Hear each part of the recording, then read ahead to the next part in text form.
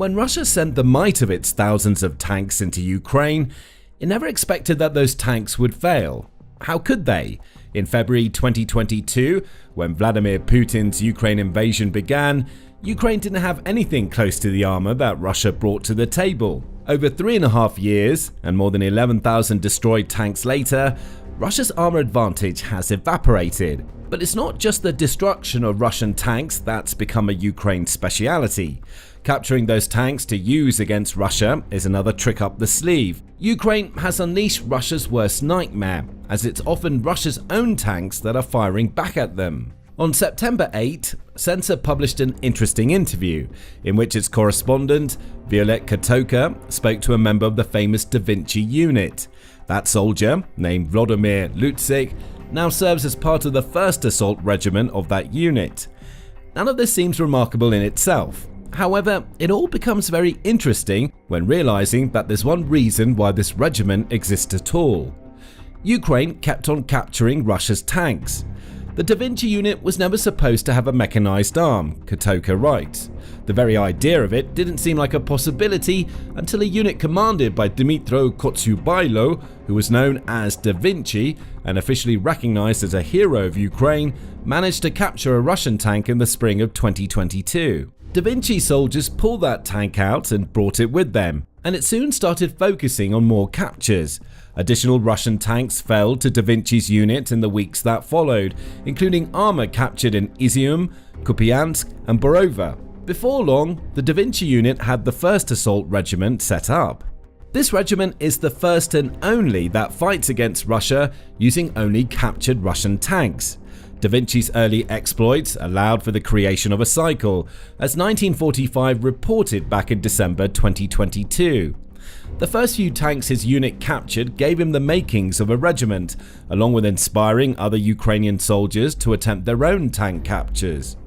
By December 2022, Ukraine had enough of Russia's tanks that it could start using them to take even more armor. A video shared to 1945's YouTube channel showcased this cycle in action, as it showed a Russian MT-LB armored personnel carrier being towed by a captured Russian T-72B3 tank. These sorts of captures started happening all over Ukraine. The more tanks that Russia lost, the more armor Ukraine was able to snatch up using the very tanks and armored vehicles they were capturing. Russia's humiliation was compounded with each capture, and it soon got to the point where Ukraine had hundreds of Russian tanks serving as part of its military rather than Russia's. By September 2023, Radio Free Europe, Radio Liberty, was reporting that Ukraine had captured an estimated 500 Russian tanks that had since turned against their owners. That number is remarkable given the fact that Ukraine only had between 800 and 900 tanks before Putin invaded. That means Ukraine's remarkable capture and reuse strategy helped it to bolster its tank supply by over 50% about a year and a half into the war. Better yet, most of the tanks Ukraine was capturing were older Soviet-era varieties, such as T-72 and T-64 variants. So, Ukraine wasn't just getting its hands on tanks, it was capturing tanks with which it was familiar, as these were the very types of tanks that it had in its own stockpiles. But back to Katoka's interview with Lutzik and the first tank capture that started it all. Lutzik says that he was involved in that first tank capture, having been accepted into the Da Vinci unit, in part because he loves military hardware. Lutzik says that everyone who's ever served with him knows that he has a special love for vehicles, stemming back to his childhood when he used to take motorcycles apart and put them back together again. Later, he worked on an infantry fighting vehicle, which he describes as similar to a tank, only with a steering wheel instead of levers. And it was thanks to this equipment acumen that he became part of the Da Vinci unit. One day, he says, another Da Vinci member he names as Yurko Kaputsa ran up to him to ask a question. "The Russians have pulled back, there's equipment, but nobody has cleared the area yet. Are you ready to go retrieve a tank?" Lutzik says he was always ready for something like that, so he headed out to collect what he says he believed would be a trophy. A winch was provided, and the unit managed to pull the abandoned Russian tank out of a crossing. Once they had the tank on even ground, the soldiers made a discovery. But Kaputsa and I managed to start up the tank, and it drove under its own power all the way to Bakhmut. It even had its ammunition load. The vehicle was fully stocked, Lutzik said. The idea began to form. Russia wasn't just abandoning tanks that Ukraine had fully disabled using mines and other weapons.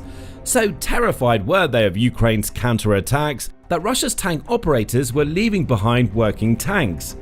This sort of abandonment was a problem for Russia from the very beginning of the war, with The Independent reporting back in April 2022 that images of abandoned supply trucks and other equipment were becoming commonplace. So the idea was formed: if Russia isn't going to be using these tanks, Ukraine may as well take advantage of the gifts that Putin's troops were leaving behind.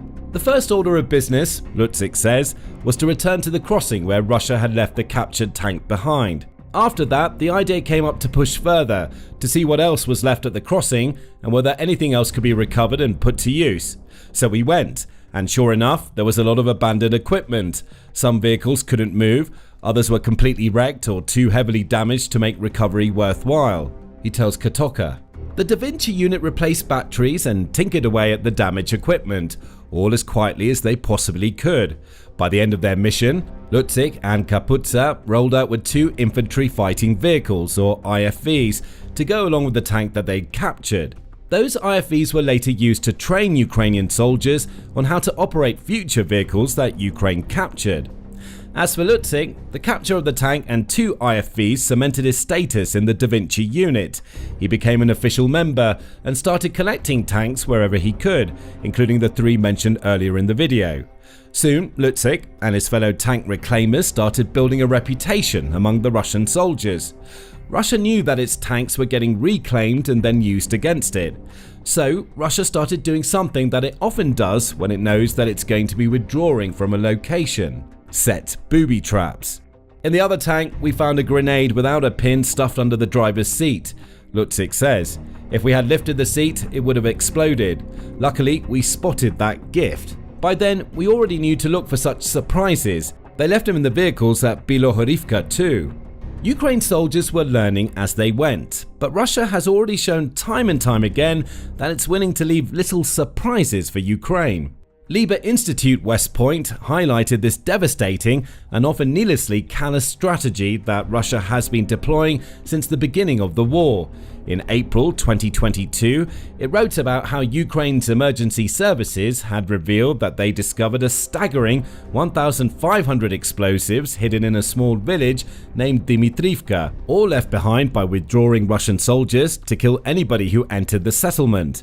In Bucha, where Russian soldiers were responsible for what is still the worst massacre of civilians seen in Ukraine, those who liberated the city were forced to use cables to drag dead bodies out of the streets for fear that Russia had booby-trapped those bodies with grenades. At least in Bucha's case, Ukraine has achieved some measure of revenge. It recently took out a base deep inside Russia that was home to members of the unit that became known as the Butchers of Bucha.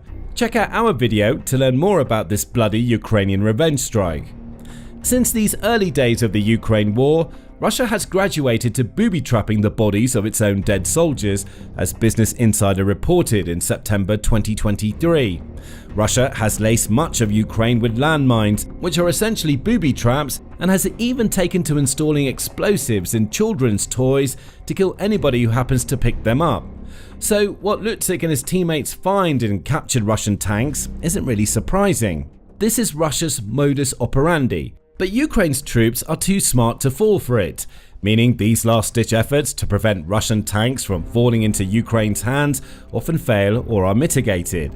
Returning to Lutzik's story, the Da Vinci unit was offered the chance to form a battalion within the 67th Brigade in the fall of 2022, and from there, a tank company grew out of the captured vehicles it had taken. Lutzik was tasked with preparing 2 tank crews, which involved training soldiers who'd never used tanks before on how to use the Russian armor he and his crew were capturing against Russia's soldiers. The battalion began recruiting from among mobilized soldiers. I took one of them as a gunner. To date, he's already a tank commander. I trained another, a mechanic from our own fighters, those who had long served with Da Vinci. The company as a whole was formed from those volunteers who had already been fighting alongside Vovka under Da Vinci. Russia might have expected Ukraine to try to capture the tanks that it had abandoned. However, the formation of volunteer tank units focused on using these captured tanks must have come out of left field. Russia likely thought that maybe one or two of its tanks would end up taking part in Ukrainian defensive operations. Instead, it ended up abandoning so many that entire regiments were being built. Frankly, the concept of Ukrainian volunteers morphing into elite soldiers shouldn't have come as a surprise. The Da Vinci unit is a perfect example of a collective of soldiers essentially forming their own unit to specialize in something that even Ukraine's military hadn't expected them to do. Other examples come from the famous Azov Brigade, which is now under a special purpose brigade within Ukraine's National Guard. Ukraine's Kraken Regiment is similarly a volunteer group that now operates under Ukraine's main Directorate of Intelligence. The Da Vinci's unit's makeshift tank regiment was created in much the same manner. A few people who knew Russia's tanks inside and out trained others to operate those tanks and other armor. In no time at all, Ukraine had a fighting force using only captured tanks and vehicles that it could use to battle back against the invading forces. It's a somewhat makeshift but also extremely innovative way of creating military units. Let soldiers show what they're best at and then allow them to form units based on those skills. The cycle of using Russian armor to capture more Russian armor continued. However, there's always been plenty of challenges, not least of which was Lutsik's desire to drive the tanks and be on the field, rather than merely serving as a commander for these tank units. "In our battalion, tanks are the most powerful weapon," Lutsik tells Katoka, "and I was immensely proud of what we'd achieved. But once you drive a tank out into the field, everything imaginable starts flying at it. The hardest part of our job is the standby before a rollout. Once you move, that's it, you work. My commanders regularly scolded me, still do, for personally taking the tanks out." Lutsik also reveals how Ukraine is using the tanks it captures. They're more than just machines that can be used to tow other abandoned vehicles to safety. Ukraine often uses the captured Russian tanks as makeshift artillery units, especially when they're captured with a full supply of ammunition. Radio Free Europe, Radio Liberty reported on this strategy in December 2022, noting that Ukraine's tank crews has started to use Russia's old T-64s to shell Russian positions. Those tanks are retrofitted to make them capable of firing the types of shells that Ukraine wants to fire before being hidden. Drones are deployed to locate Russian troops, providing the coordinates from which to fire. From there, Ukraine's captured tanks just needed to point and shoot.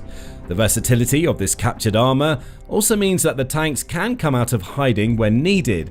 For instance, if Ukraine's infantry starts to advance, captured Russian tanks often join them to provide armor and heavy firepower that can shatter Russian fortifications.